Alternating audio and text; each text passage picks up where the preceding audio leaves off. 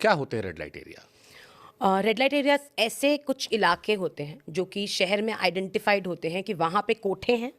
उन कोठों के अंदर लड़कियाँ, everybody knows that these are identified areas, और वहाँ पे अंदर लड़कियों को लाया जाता है बेचने का काम करना। और वहाँ पे ही सारे के सारे जो मर्द, आपने जैसे इनिशियली बोला, तो उन्हें भी पता होता है। वैसे तो बहुत अलग अलग जगह पर छोटे छोटे कोठे चल रहे हैं, दिल्ली में भी अगर देखोगे तो एक रेड लाइट एरिया है जहाँ पर 77 कोठे एक साथ हैं।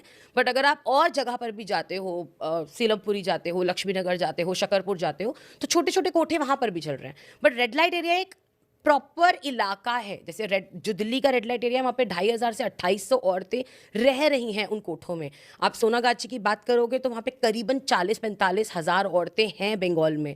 अगर आप मुंबई की बात करोगे तो वहाँ पर करीबन 20 से 25 हज़ार औरतें हैं। अगर आप पुणे में बुधवार पेट की बात करोगे तो वहाँ पर भी हज़ारों औरतें हैं। सो ये आइडेंटिफाइड एरियाज हैं which is illegal, but they are running. ये ऑर्गेनाइज कोठे हैं, ऑर्गेनाइज तरीके से प्रोस्टिट्यूशन चल रहा है, ये जानते हुए कि इलीगल है? ऑर्गेनाइज तो नहीं बोल सकते, बिकॉज ऑर्गेनाइज का मतलब तो मैं ये भी मानती हूँ कि फिर सरकार वहाँ पे फैसिलिटीज़ दे रही है। वहाँ पे उन औरतों के पूरे आइडेंटिटी कार्ड, जैसे अब जब मैं फॉरेन कंट्री गई हूँ और वहाँ के कोठों में देखा है, तो वहाँ की औरतों के पास अधिकार हैं, उनके पास सारे कार्ड्स हैं, सब कुछ है। पर यहाँ तो एक 3 साल की बच्ची को बेच दिया जाता है और उसके जितने भी कार्ड्स वार्ड्स हैं वो कभी बनते ही नहीं है लाइफ में।